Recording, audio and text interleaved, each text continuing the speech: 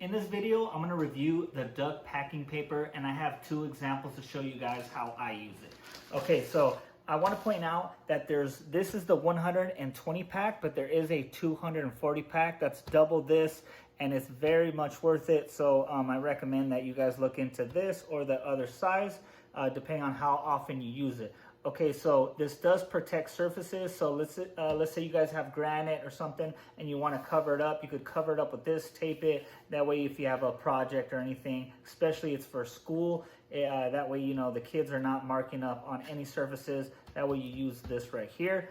And then it keeps items clean. So it's gonna be the same thing. Like I also use this when I'm painting. You could actually tape it on surfaces. You could paint and do all that good stuff. Okay, so it also says it's good for filling empty spaces, and that's what I'm gonna show you guys right now, how I use it. So let's go ahead and open this up.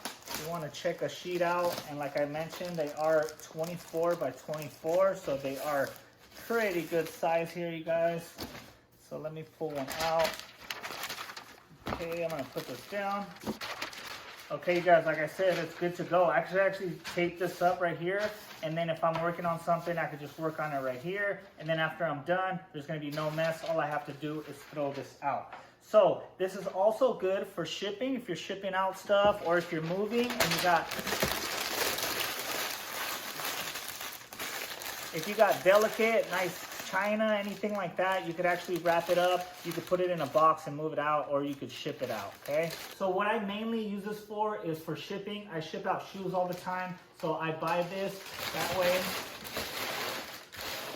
that way I can protect my goods. All I have to do is pad this up. I also pad it up right here, and I can ship this out. And every time my product gets to where it's going, it's never damaged. So I do love this. The thickness of it's good. It's that like wax tissue paper. So it is pretty good. It's pretty good thickness. It's real sturdy, and I definitely recommend it.